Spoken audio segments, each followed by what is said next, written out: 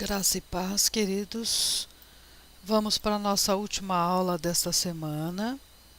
Vamos abordar os dois últimos profetas do século oitavo, da segunda metade do século oitavo. Então, recapitulando, vocês sabem que eu estou seguindo uma ordem cronológica. E com esta semana a gente fecha o século oitavo. A próxima semana vamos entrar no sétimo e sexto, né? E vão ter novos fatos históricos para nós estudarmos, para que vocês entendam muito bem todo o pano de fundo, né, dos profetas e possam aproveitar cada vez melhor a leitura de vocês, né? Nós vamos começar com o livro de Isaías. Queridos, volto a dizer, é complicado. Nós temos um livro enorme, um livro complexo, mas o nosso escopo aqui é de introdução. Não vai dar para abordar tudo, evidentemente, mas é o mínimo para vocês começarem a pensar e entrar numa leitura e análise do livro de Isaías, tá? E logo depois de Isaías, vamos ver Miqueias. Então, são os dois profetas contemporâneos da segunda metade do século oitavo. Isso significa, a dizer, nós vamos colocar, vocês vão ver a data entre 740 e 690, em função das referências históricas dentro dos próprios livros, certo? Isaías. O autor foi escrito pelo profeta Isaías, filho de Amoz. Queridos, eu escrevi de uma maneira que vocês não vão achar em lugar nenhum. Vocês vão achar ou Amós, que nem o profeta Amós, ou vocês vão achar Amós com Z. Mas eu pus como se pronuncia em hebraico. Por quê? Porque esse Amós, Amoz, na realidade, não tem nada a ver com o profeta Amós. O nome é muito parecido, mas são pessoas absolutamente distintas, certo? Você tem... Opa, vamos voltar. Vocês têm algumas controvérsias quanto à autoria. Alguns autores sugerem que os capítulos 40 a 55 foram escritos por um outro Isaías, assim como os capítulos 56 a 66. Então preste atenção na nomenclatura que eu vou falar aqui para vocês. Vocês vão ler um texto fundamental, obrigatório, tem que repercutir esse texto no fórum, que se chama Autoria de Isaías. Mais um texto tirado da Bíblia de Estudo Arqueológica, porque ela é fantástica nessas pequenas notas culturais e históricas e arqueológicas, né? Mas existe uma corrente que acredita que o livro de Isaías, ao todo, é escrito por três Isaías. O nosso Isaías mesmo, que é o filho de Amoz, certo? Que iria até o capítulo 39. Então, como é o primeiro, são os primeiros 39 capítulos, eles chamam de proto-Isaías. Depois dos capítulos 40 ao 55, eles dizem que é o segundo Isaías. Segundo em grego é Deutero. Olha, Deuteronômio, né? Então, Deuteronômio, segunda lei. Então, é Deutero-Isaías. E os capítulos de 56 a 66 é o terceiro, que vai ser conhecido como Trito-Isaías. Tá? Lá vocês vão ter discussão disso. Tem argumentos para todos os lados, né? Mas é importante que vocês leiam e tomem a posição de vocês. A data, queridos. A data, ainda estamos no século oitavo. Olha lá. Reinados de Uzias, Jotão, Acás e Ezequias. Isso nos remete aos anos de 740 a 690 aproximadamente. Ele é um profeta da corte real de Judá. Isso é importante citar, queridos, porque ele vai contrastar em algumas questões com Miqueias, que nós vamos ver logo em seguida, que já é um outro, já é popular, já é do campo. Então é interessante depois a gente ver esse contraste, tá? O ministério de Isaías é direcionado ao povo de Judá que não estava vivendo de acordo com os preceitos legais mosaicos. Quando eu falo preceitos legais mosaicos, vocês já devem ter tido o curso aí do Pentateuco, né? Gênesis, Êxodo, Levítico, Deuteronômio, né? É aí que você tem os corpos legais, como eu ensino no presencial. Você tem o conjunto de leis, né? Que regem a vida civil e religiosa de Israel, tá? Então o povo de Judá não estava de acordo com essas leis mosaicas que foram dadas lá desde o Pentateuco, tá? E ele profetizou também o julgamento do reino do norte e das nações vizinhas. Então ele não, a profecia dele não se ateve só a Judá, embora a maior parte tenha sido para Judá, certo? O contexto histórico, de novo, vai ser um pouco de repetição, talvez, porque nós estamos ainda no mesmo, pelo menos, grande período de Amós, de Oséias, né? Jonas, que a gente conversou sobre a questão da datação, né? Então, ele começa exatamente em 740, o ministério de Isaías, com a morte de Uzias, né? Então, ele fala isso muito claramente. Então, isso é muito bom porque nos dá uma datação muito precisa. Ele foi contemporâneo, mais tardio, mas chegou a ser contemporâneo, tá? Do profeta Amós e Oséias. Claro, Amós e Oséias eram mais velhos do que o Isaías, tá? Porque ele chegou mais para frente no tempo, né? E contemporâneo de Miqueias também, tá? Quando Isaías iniciou seu ministério, a Assíria já estava começando a demonstrar sua força. E olhem, vão montando o quadro na cabeça. Ele começou em 740, né? Menos de 20 anos depois, ou seja, 18 anos depois, o Reino do Norte cairia nas mãos dos assírios, olha lá, em 722 a.C. Então, Isaías, ao contrário, por exemplo, de Amós, né, que pelo menos durante os seus ministério profético não viu a queda de Israel, Isaías presenciou a queda de Israel.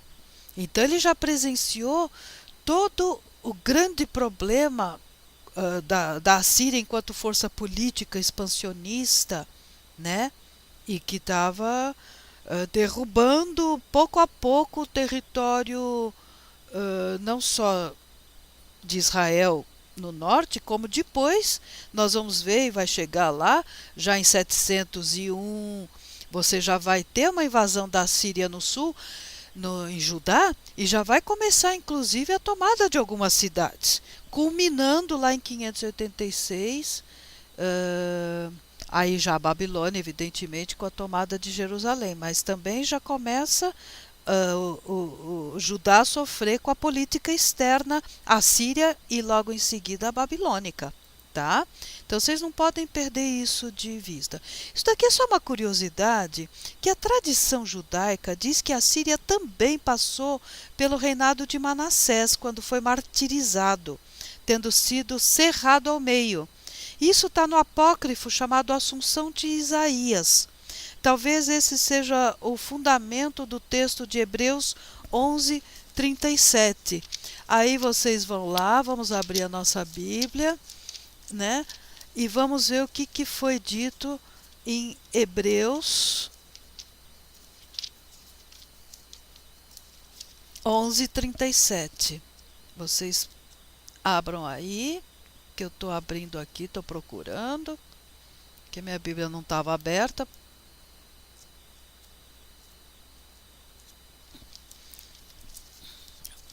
Ok, estou chegando.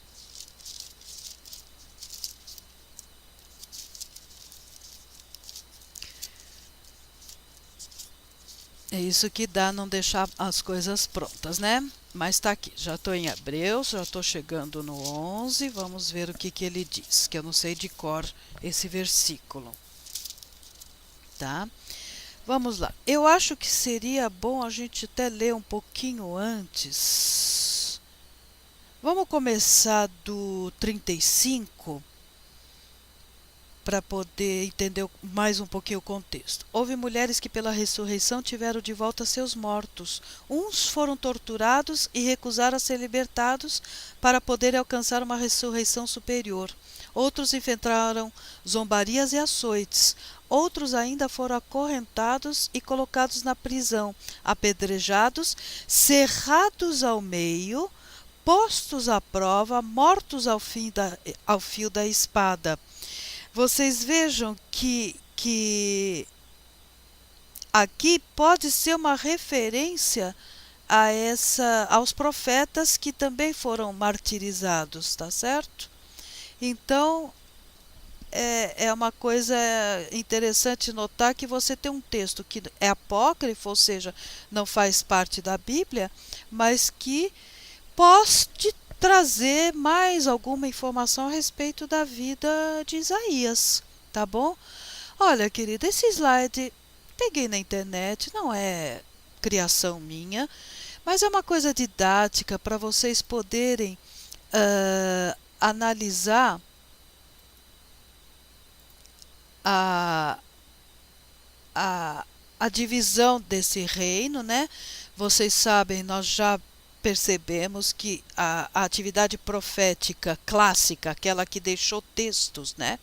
Ela se iniciou já com o reino dividido, não é verdade?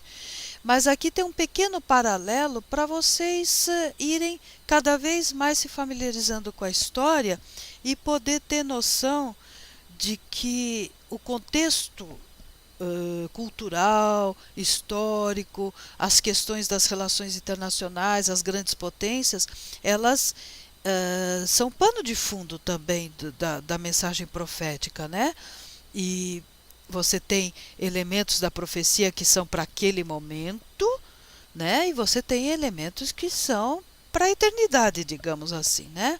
Então aí, ó, Israel, norte, 10 tribos, as capitais, adoração idólatra, 19 reis, todos ímpios, durou aproximadamente 240 anos, caiu em 722, né?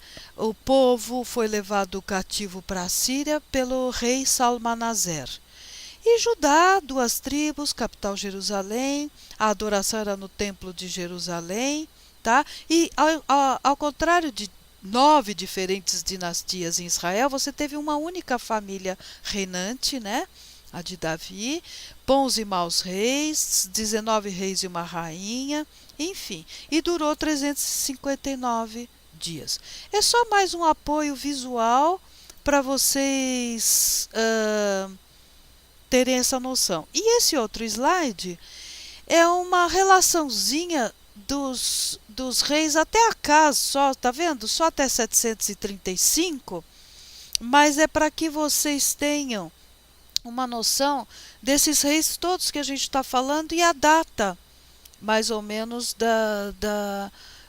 em que eles reinaram, que eles começaram a reinar, certo? Então, é importante isso.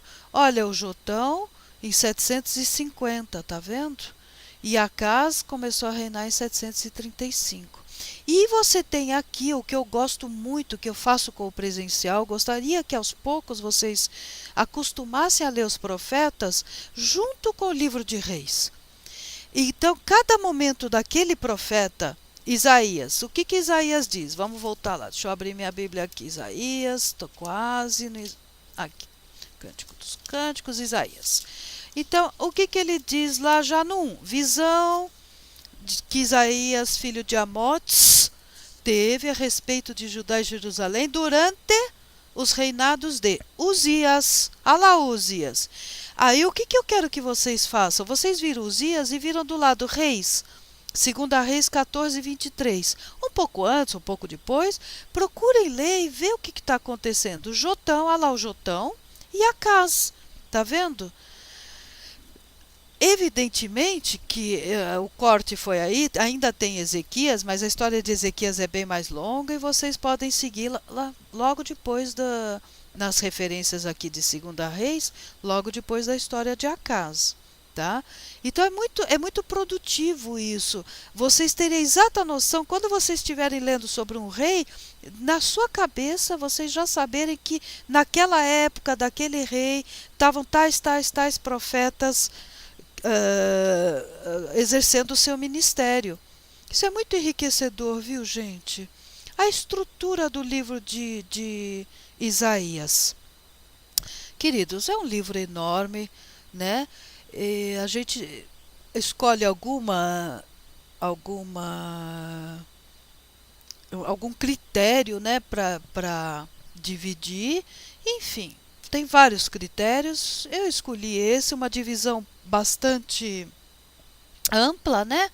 Você está dividido ali, olha, profecia de denúncia e convite, tá? Olha, do 1 ao 35, aí as subdivisões, mensagem de julgamento e promessas, mensagens concernentes ao Emanuel, capítulo importantíssimo, né, gente?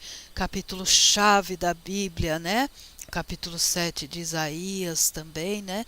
Mensagem de julgamento sobre as nações. Aí você tem uma série de nações, mensagens de julgamento, louvor e promessa, os infortúnios dos descrentes imorais em Israel, e depois você tem um pequeno resumo do que foi dito. Aí você entra na história do Ezequias. Olha aí, então o que eu aconselho? Olha como Ezequias é importante, você tem a cura de Ezequias, o arrependimento, e qual o motivo? Tá, ele se arrependeu do quê? Qual o fundo histórico? Você tem toda uma questão histórica aí, você tem a Síria querendo invadir Jerusalém, né? Então tudo isso vocês precisam ir aos poucos, até terminar os seus 2 anos de curso, isso precisa estar muito presente. Não é com um mês que vocês vão pegar todos esses detalhes, mas é uma orientação de estudo e de leitura, tá? E a terceira parte do livro, profecias de consolo e paz, né?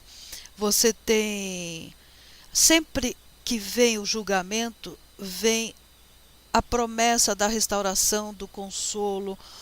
Eu quero que vocês entendam isso de uma maneira muito mais profunda do que simplesmente, Deus vai perdoar mesmo. Não. Aqui está implícito uma aliança, gente. Aqui está implícito uma aliança imutável, uma relação que se estabeleceu para a eternidade, né? Então você tem até como uma forma para salvar essa aliança, você tem a profunda misericórdia divina, porque se fosse só castigo e acabou, e não houvesse a palavra de restauração, a restauração tanto no nível histórico, quanto Israel, Judá, deportado para a Babilônia, e depois tem a restauração, que vai ser a época que a gente vai falar de Zacarias, né? E Ageu e Zacarias, enfim, vocês têm também uma restauração do ponto de vista do restabelecimento da relação de Deus com seu povo, tá? Queridos, evidentemente que um livro de 66 capítulos, complexo demais, teria muito mais o que falar dessa estrutura, né? Mas ela tem várias facetas que infelizmente nós não vamos poder discorrer, né?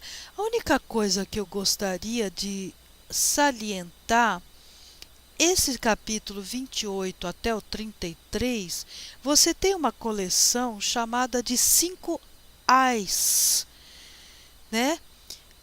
E um ai sobre a Assíria. Então, a expressão ai é em hebraico mesmo, ai. É uma expressão de dor, tá? Por isso que está aqui os infortúnios, tá? Dos descrentes imorais. E ela tem uma estrutura literária muito bem definida, tá?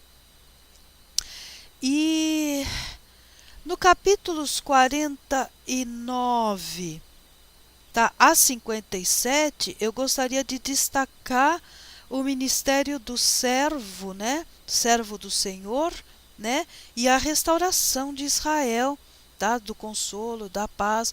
São muito importantes esses capítulos, tá? Os temas, queridos.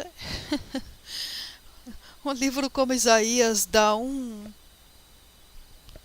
slide sobre temas, é brincadeira, né, queridos? Mas nós seremos perdoados pela falta do tempo, do espaço, mesmo na presencial, viu, queridos? Eu sou obrigada a condensar e eu praticamente uso o mesmo material, não os mesmos slides, mas a mesma sequência, viu? Então vocês não estão perdendo em nada pro presencial. Infelizmente é isso mesmo, é uma introdução, né? Mas vamos lá, soberania de Deus, né? Deus mostra de que forma a sua soberania no castigo, mas também no livramento do povo da aliança. Aí é que tá. Porque só castigar, só castigar, só castigar, não teria nem sentido, né? Então, essa soberania ela é manifestada assim, no castigo, porque quem ama educa, quem ama corrige, quem ama exige. E Deus faz a mesma coisa com o seu povo, tá? Os remanescentes. Queridos, esse é um dos temas mais importantes de Isaías. Algumas traduções trazem o resto. Eu não gosto muito da palavra resto, porque a gente fala, o resto de comida, o resto de não sei o quê. Eu acho que remanescente é a parte mais, é a tradução melhor. É um pequeno grupo que vai ser, que nele será preservada a continuação da aliança. É um pequeno grupo que Deus preserva para que retorne a Israel e dê continuidade à aliança, tá? Eu gostaria muito de ter um bom tempo para falar sobre os remanescentes, mas infelizmente não vai dar. Mas entendam isso, é, é a semente da continuação. Porque esse povo já está tão corrompido, esse povo veio o castigo, e tem gente que não tem como você restaurar, digamos assim, ou, né, ou que não vai se arrepender pura e simples. Então, Deus preserva um grupo muito restrito, muito piedoso, um grupo que leva no mais profundo da sua alma essa relação com Deus, obedecendo aos seus ensinamentos, e é esse grupo que retornará a Israel e dará continuidade à vida da aliança, tá? Outro tema, ele é tão importante que esse tema também eu fiz um slide suplementar logo a seguir, tá? É o servo sofredor. Eu falo o servo sofredor, mas o servo, olha aqui, o tema do servo aparece em várias partes, tá? Você vai ter aí, acho que 5 discursos sobre o servo sofredor e possui várias identidades. Vocês já vão entender isso no slide seguinte, queridos.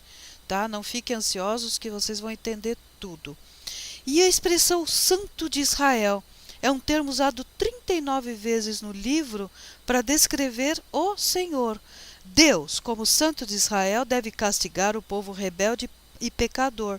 No entanto, depois terá compaixão e os resgatará, certo? Que é um tema, vocês veem que de certa forma correlato à soberania de Deus. Como ele é Deus, como ele é soberano, ele é o Santo de Israel, tá? Vamos lá, queridos, o servo, ou ainda seria, que ficaria estranho, mas os servos sofredores, tá? Isaías menciona um servo que executará os planos divinos. Vocês viram que eu pus com letra maiúscula? Que executará os planos divinos para a nação de Israel. O servo está descrito em 4 passagens, 4, eu falei 5, mas são 4, como cânticos dos servos. E aí vocês têm essas referências. tarefa, lá para o fim da semana, vocês vão ler esses trechos chamados de Cânticos dos Servos. E vão escrever lá no fórum o que vocês puderam notar e perceber, tá certo? Porque é um tema muito profundo que não dá para a gente ficar restrito só a slide, tá? O rei messiânico é chamado de meu servo nos capítulos 42 a 53. Agora veja, o termo também é aplicado a Ciro, aos profetas e à própria Israel como nação. Entenderam agora quando eu estou falando que você tem várias identidades, ou seja, o servo é um conceito, tá? O servo sofredor é um conceito teológico poderoso e ele é aplicado a Israel, ele é aplicado ao próprio rei messiânico, ele é aplicado a Ciro, queridos, ele é aplicado aos profetas. Então, vocês precisam ler esses cânticos e perceberem isso.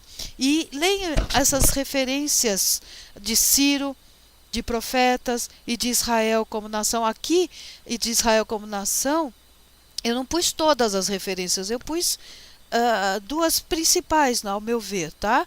Mas Israel é chamado de meu servo, tá? Então, é muito importante. E as funções dos servos descritas por Isaías estão muito próximas ao que se diz sobre o futuro rei davídico em outros trechos do livro. E quais são essas funções?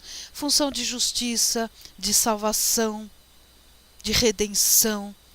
Então, o conceito, vocês peguem assim, servo num conceito teológico e depois você aplica ele a vários elementos que serão portadores e continuadores da mensagem divina. Quem são os profetas, tá vendo? E Ciro vai ser. Ciro tem o edito de Ciro, a gente comentou, né? Ele vai permitir o retorno, né? O próprio Israel e o rei, a figura do rei, né? Principalmente da linhagem davídica, tá certo? Embora Isaías não diga que o servo seja explicitamente o Messias, os escritores do Novo Testamento interpretaram a profecia desta maneira. Então, o tema do servo, ele é fundamental, ele é central, tá? Infelizmente, eu peço até desculpas por causa do tempo, absolutamente é somente um slide sobre isso, tá? Agora, queridos, respirem. Eu procuro falar às vezes um pouco rápido, porque eu não quero fazer uma aula muito longa para não cansar muito vocês, né? Agora, o segundo e último profeta do século VIII, da segunda metade do século VIII, é Miqueias. Aí eu fiz aqui uma figura, eu achei bonita, por quê? Porque mostra o rolo. Era assim, quando a gente fala rolo do texto em hebraico, é esse formato que eles tinham, tá? E a palavra Miqueias em hebraico. Queridos, talvez vocês, alguns devam saber alguma coisa já de hebraico, mas acreditem em mim, os que não souberem, mi quer dizer quem? Quem? Quem fez isso? Mi. Quem? O que esse k aqui, ele é uma partícula que em hebraico, eu vou falar k, que quer dizer comparação, como. Isto é como aquilo. Então, mi como Yah. E Miqué Yah. Yah é Deus. Então, eu poderia traduzir o significado de Miqueias como quem como Deus. Ou, num português mais palatável, um português mais aceitável, quem é como Deus. Tá? Isto é que significa é que quem não sabe em hebraico fica difícil de dividir o nome nesses elementos etimológicos, tá bom? Mas é muito interessante. Miqueias. Opa, tô apressadinha, hein? Vamos lá. Autor, o profeta Miqueias, tá? As circunstâncias de seu ministério são dadas no sobrescrito 1:1. Lembrem da expressão sobrescrito? Pode ser prólogo também, tá? Aí quando vocês vão lá em Miqueias, vamos achar aqui.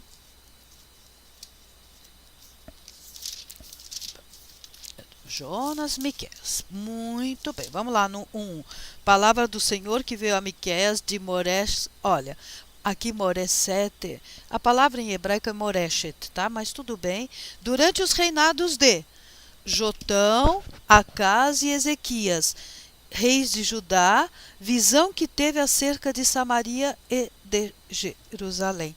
Então, ao contrário de outros profetas, que vocês depois podem conferir o que eu estou dizendo, Isaías, Jeremias, Ezequiel, Miqueias não descreve como se deu seu chamamento inicial para o ministério. Isaías, a gente não teve muito tempo de falar, né? Mas lá no versículo 6, versículo não, né, gente? No capítulo 6, vocês têm, olha, as circunstâncias que são bastante interessantes. Espera um pouquinho que eu estou no 7. No 6, olha lá, o chamado de Isaías, certo? No ano em que Uzias morreu, eu vi o Senhor assentado num trono alto e exaltado, e a aba de sua veste enchia o templo. Acima dele estavam serafins. Serafins só é mencionado em Isaías 2 e em Isaías 6, somente, tá? Os serafins, cada um deles tinha 6 asas. Com 2 cobriam o rosto, com 2 cobriam os pés, com 2 voavam e proclamavam uns aos outros: Santo, Santo, Santo é o Senhor. Vocês percebem? Então ele dá a situação em que se deu o chamado, né? Olha lá, logo no 6, que eu falei que a palavra serafim só é mencionada 2 vezes na Bíblia, e essas 2 vezes em Isaías. Isaías 6:6. Logo um dos serafins voou até mim, trazendo uma brasa viva que havia tirado do altar com uma tenaz. Olha que interessante, porque no dia da expiação o sumo sacerdote carregava brasas para o lugar santíssimo. Tá? E isso então era um sinal de purificação. Eu só aproveitei para dar uma completadinha lá no chamamento de Isaías. Agora, Miqueias a gente não tem. Só diz isso. O Senhor que veio a Miqueias, tá? A palavra do Senhor que veio a Miqueias. Mais nada. E agora, por causa desses reis, a gente já dá uma enquadrada aí no Miqueias entre os anos de 740 e 690, absolutamente o mesmo período de Isaías, absolutamente o mesmo período. E um pouquinho, assim como Isaías, posterior a Oséias e a Amós, tá? Assim como Isaías, Oséias e Amós, Miqueias enfatiza que a fé verdadeira produz justiça social e santidade prática. Dentre outras coisas, profetizou sobre o exílio da Babilônia, o regresso do cativeiro e a futura paz e supremacia do povo remanescente de Deus. Olha o remanescente aqui aparecendo também. O resto, o remanescente, aquele pequeno grupo que estabelece uma relação especial e que é a semente da continuidade dessa aliança, tá? Tinha mais uma coisa que eu queria comentar. Lembra na primeira aula, com certeza eu falei que os profetas, para a gente tirar da cabeça essa questão que eles só profetizam o futuro. Não, eles são também agentes políticos, eles repreendem, eles chamam a atenção, olha aqui, para a justiça social, né? Você tem uma grande preocupação com as camadas menos favorecidas e exploradas, né, gente? Então, atentem para isso. A estrutura, tá? Você tem uma estrutura relativamente simples também, não é difícil de observar, né? Porque é um livro relativamente curto, né? Você tem em várias livros de introdução que eu consultei, você tem essa estrutura tripartida. ou seja, em 3 partes. O sobrescrito ou prólogo é sobrescrito ou prólogo, mas aí você tem o julgamento e libertação do povo, o julgamento dos líderes e profetas exploradores de Judá e o julgamento de Judá com derrota e exílio. E aí os capítulos. Mas o que eu quero que vocês percebam é que por detrás dessa estrutura está o povo, os líderes e a nação. Entenderam? Você tem um triângulo aqui sobre o qual ele trabalhou, que é o povo, líderes e profetas, porque os profetas são líderes, né? E a nação, que Judá está representando a nação, tá? Então, é esse o critério por detrás. São esses 3 elementos e como que vai ser o relacionamento entre esses 3 elementos. Quando os líderes exploram o povo, a nação também não vai bem. A nação, né, Judá, enquanto entidade política, certo? Então percebam isso por detrás do livro de Miqueias. E eu peguei aqui desse site, né, com certeza uma boa igreja, né? Eu achei interessante esse esboço aí, que vocês têm também uma outra enfoque que não é conflitante de forma alguma, ele complementa, ao contrário, né? Você tem o julgamento, olha lá, julgamento, 1 e 2, tá vendo? De Jerusalém e Samaria, né? E esperança. E você tem o dia chamado dia de condenação.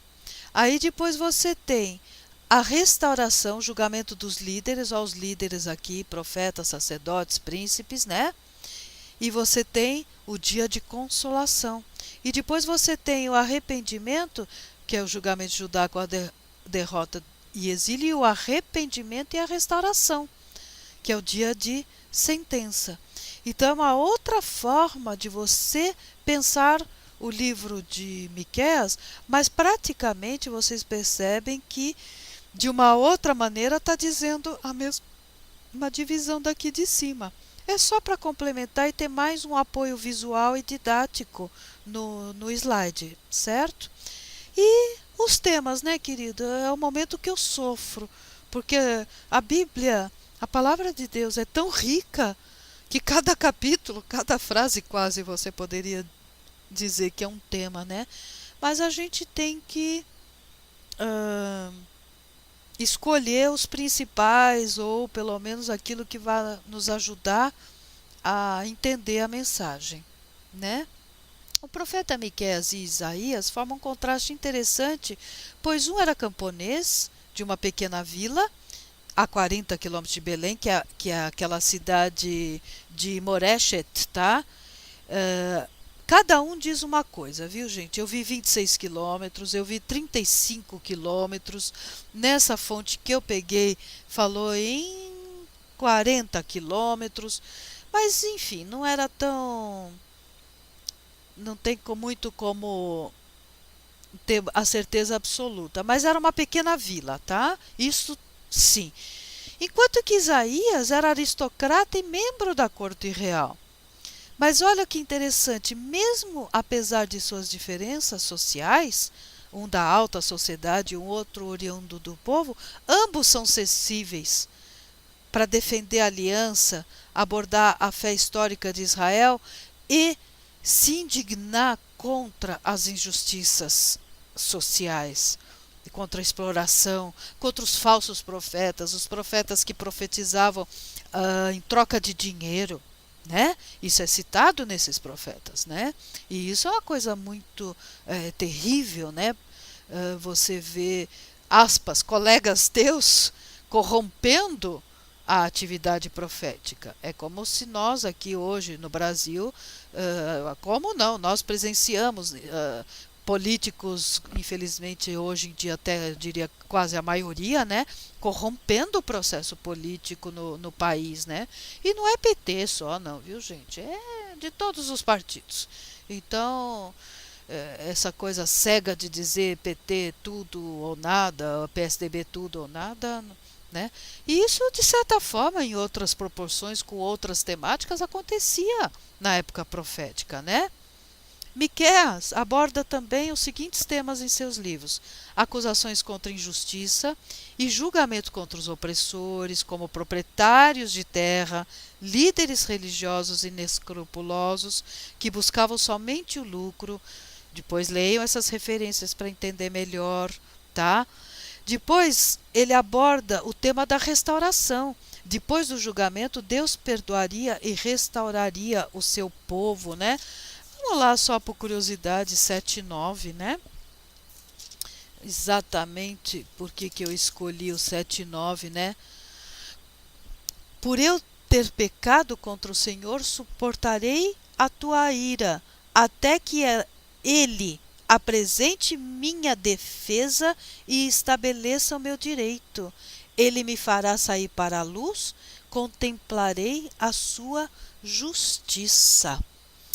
Queridos, eu agora entendi por que eu pus esse versículo para eu ler. Pelo seguinte,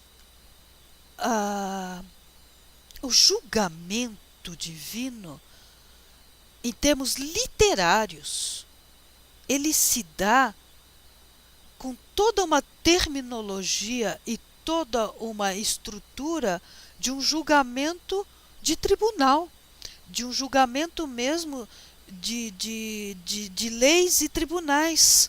Você fala em defesa, você fala em direito, você fala em justiça, você fala em juiz, tá?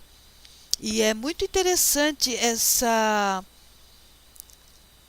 judicialização nos aspectos literários do texto, tá?